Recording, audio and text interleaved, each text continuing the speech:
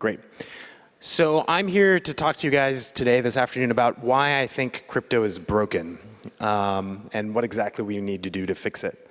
Let's see if I can get the remote. So one of the biggest issues that I believe we have in the broader crypto space is we don't have the users. We've had a lot of interest and innovations in crypto, and I think that the press has a few opinions as to why they think that is. Slow, expensive transactions, et cetera, but I don't actually believe that's the case. I believe that the primary reason that we don't have users is that crypto is dangerous to use for most folks. So imagine that you want to set up your wallet for the first time on your smartphone or using MetaMask. What are you faced with but tons and tons of warnings about how you're going to lose your keys if you don't write down your seed phrase? Super technical, super scary for everyday people to get set up with. The result is that when people encounter crypto for the first time, typically it's on exchanges. And we all know how dangerous that is.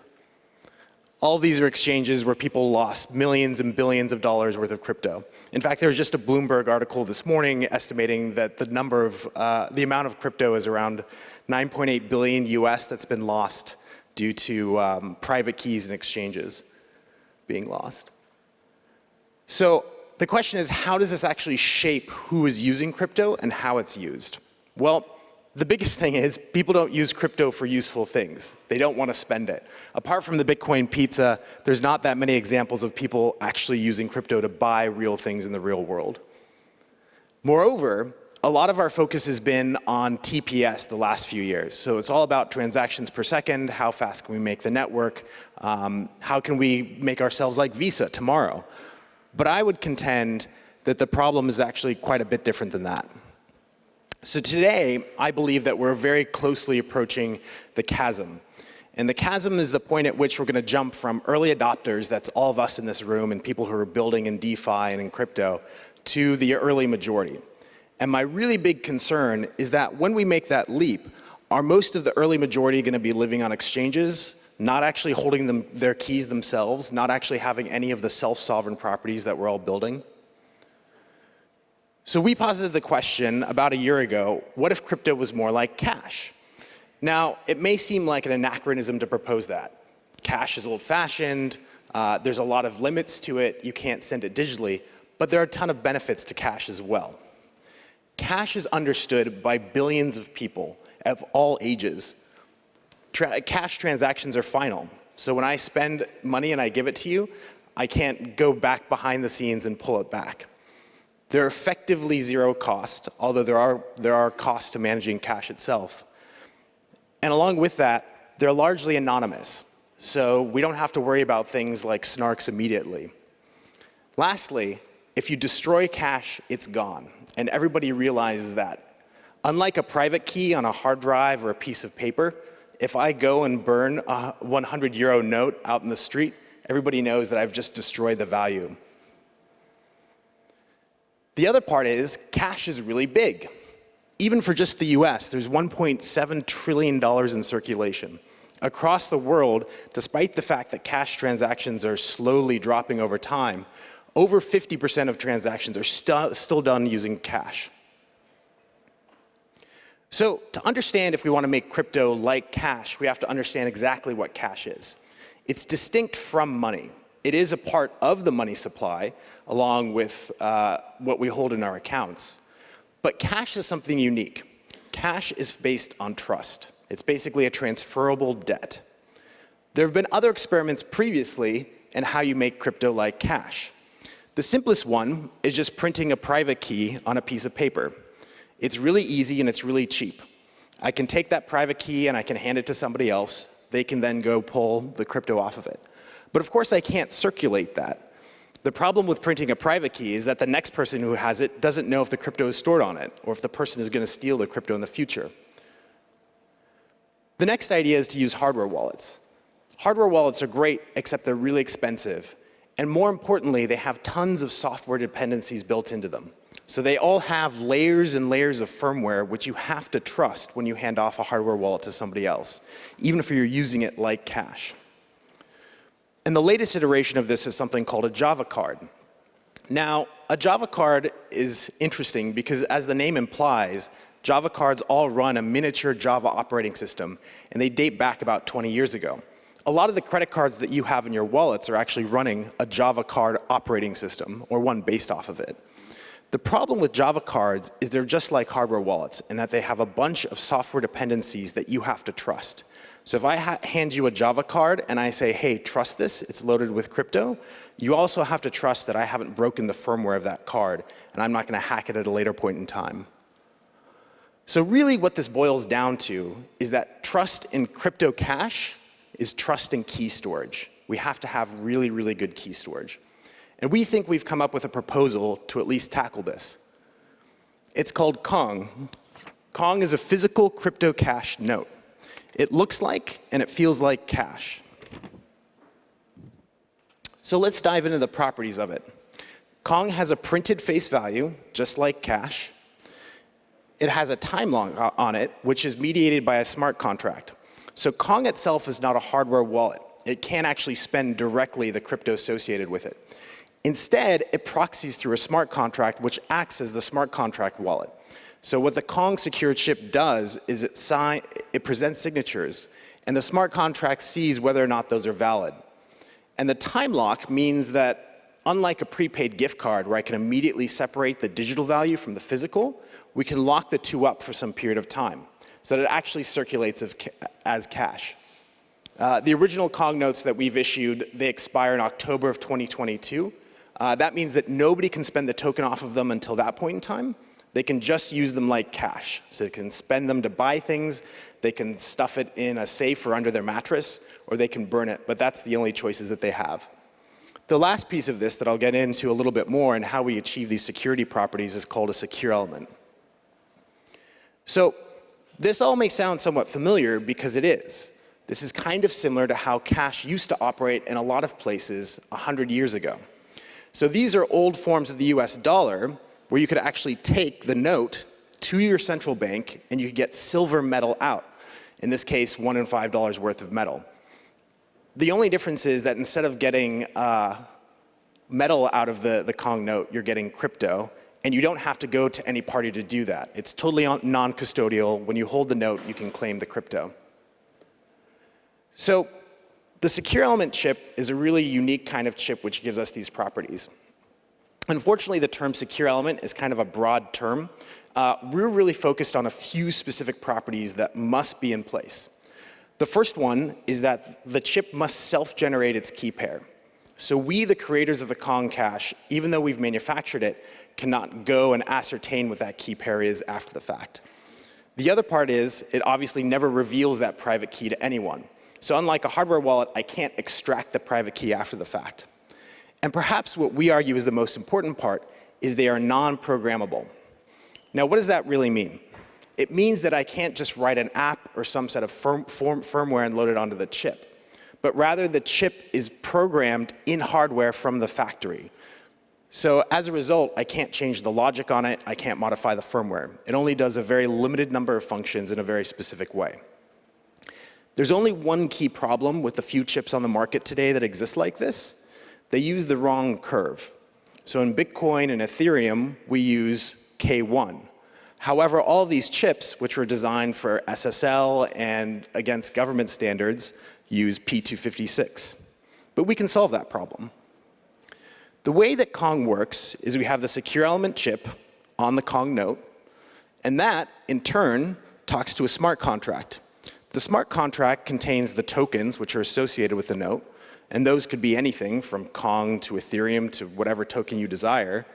And it also allows us to translate that P256 key. So the Kkong smart contract has the capability, because we have a full-fledged smart contracting platform in Ethereum, to interpret the elliptic curve correctly, compare the public key, and compare the signatures. And then all of a sudden, we're able to release the token on demand. We see this actually as opening up an entirely broad new class of physical digital devices, which we're calling silos, or silicon lock contracts. You could use this for crypto identity cards, crypto art, or asset tracking. Anything where you want really, really, really good security guarantees about where the keys are stored and how they're stored, and you want to associate, say, an NFT or an identity token with someone. But this leads to the next point, which is if we think that hardware in our device is important and key storage is important, we need to think at an even lower level on how to secure these things. And one of our big pushes is saying that we need open silicon to achieve this.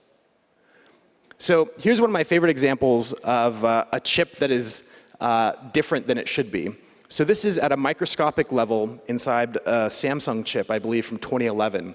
And here, the person who's designed all the logic gates on the chip actually inserted this art onto the die of the chip. So this is looking at multiple micron view, very, very small. No one would ever know this. It was actually a security firm that found this in there.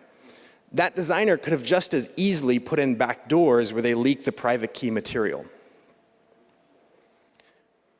We have another project that we're working on, which is called ARCs. And the idea behind ARCs is how can we quantify the trustworthiness of different chips using cryptoeconomic means. The project is pretty early, but the idea is that chips are really important for us to store private keys, and so we should worry about how they're made, what designs they're based on, and where they've gone along the supply chain. So this is really not just the starting point for crypto, but the entire distributed web. When you start to think about what Google and Facebook are really doing, they're arbiters of our keys, and they're arbiters of all of our encrypted material. This brings me to the thought that we're just on the verge in terms of time of requiring these things at mass scale. So in 2009, we saw a massive collapse of the financial system, which really created fertile ground for things like Bitcoin to emerge, where people lost trust in the financial system. Last year, we saw the exact same thing happen with big tech like Google and Facebook, where all of a sudden people are questioning putting their data onto these services because they don't know what happens to it, or it's manipulated. However, the problem is that unless we give people a really easy user experience to hold their own key material, we'll go right straight back to the problem that we have today, where they'll delegate all of that to exchanges and centralized parties. So to recap, what we've created is something that's usable, self-sovereign, gives people control over their own keys. To achieve this, we're using a very special kind of chip called a secure element. And we believe ultimately we need open silicon versions of these chips that we can audit and have cryptoeconomic incentives backing them. If you want to get started and take a look at this, we released our white paper, which talks both about Kkong Cash, but also more in detail about how we're actually escrowing the funds against a given Kkong note. You can take a look at the escrow contract on our GitHub. And then lastly, we have a bit of a community in Keybase if you want to ask about using hardware for your own projects, if you're interested in the Kkong note. Definitely come up and see me if you'd like to see it in person and take a look at it. Thanks a lot, and I'd be happy to take some questions.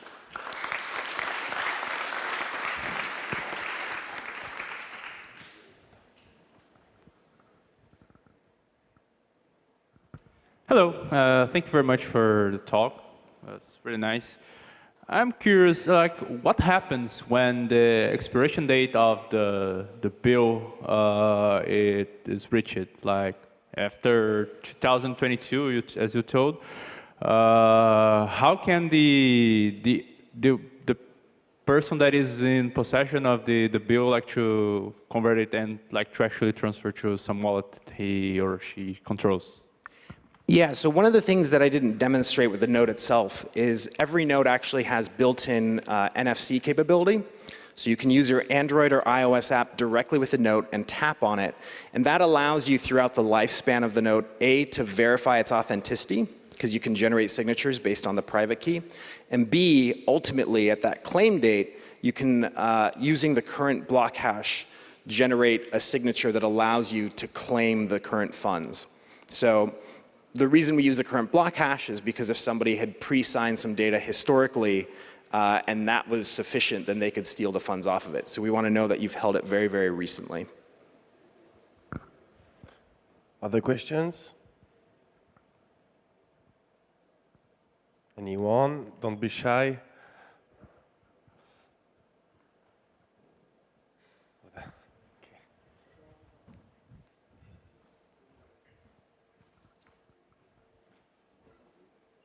I'm just kind of curious if you're going to do open fab, who you're going to have fab your chips, because there's not really much choice in the world, and nobody really trusts any of the existing players anymore.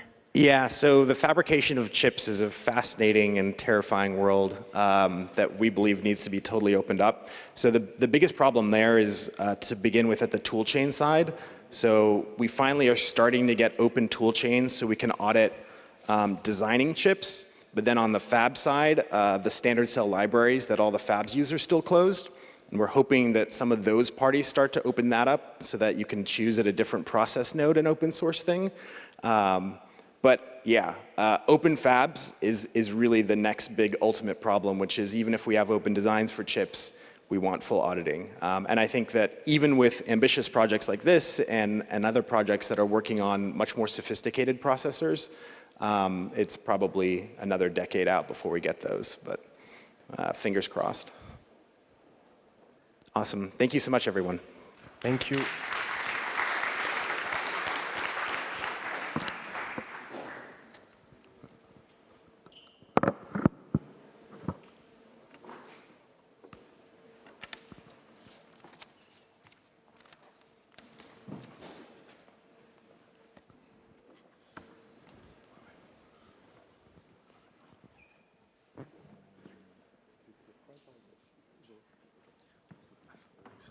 Great talk. It was super interesting.